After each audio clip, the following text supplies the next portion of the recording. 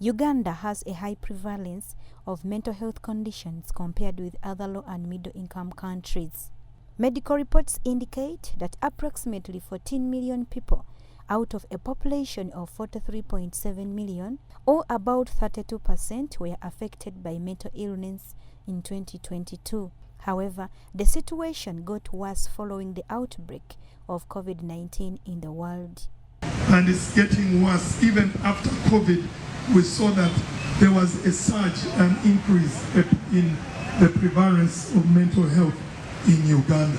Uganda is now moving to enhance the fight against mental illness.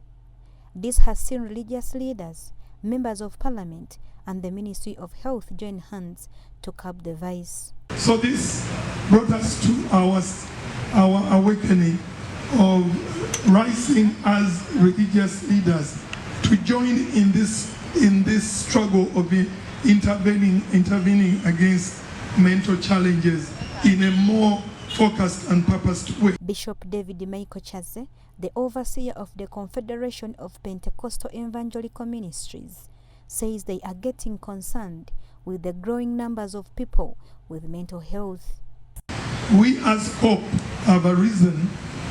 We are a registered group which is working with 10,000 connected pastors nationally, and we arose to the fact that we are getting concerned to the state of mental health in Uganda. He says over 10,000 pastors have shown their commitment to the fight against mental illness. And for that matter, this group which stands with me, we began by registering and working with pastors nationally, and we have over 10,000 cooperating pastors who want to work together in the fight against mental health challenges.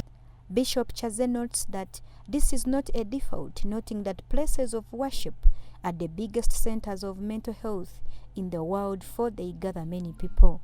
We say, as many have been thinking, that maybe religion doesn't have a part to play, but as it has been clearly put, that worship centers are the biggest mental health centers.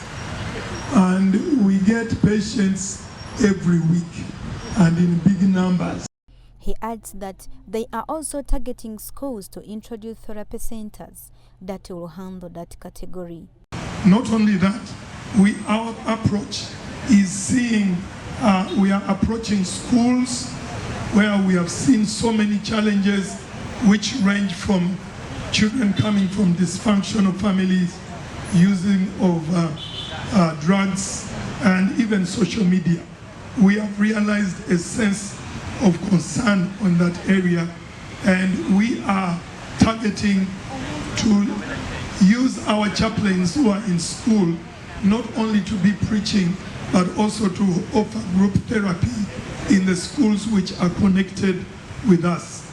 We as a team are working with 40 schools, and we have chaplains there, and we want support and to roll out a more focused way of having group therapies. The health camp aims to ensure that Uganda's mental health challenges are addressed effectively. The members are also advocating for more funding to create awareness of mental health and to ensure that people who have mental health challenges are not stigmatized. Depression and anxiety are the top most common challenges, with approximately 1 in 4 Ugandans being affected by these mental health conditions. This is as Uganda is preparing on 10th October to join the rest of the world in commemorating World Mental Health Day. Naguja Serena, NST.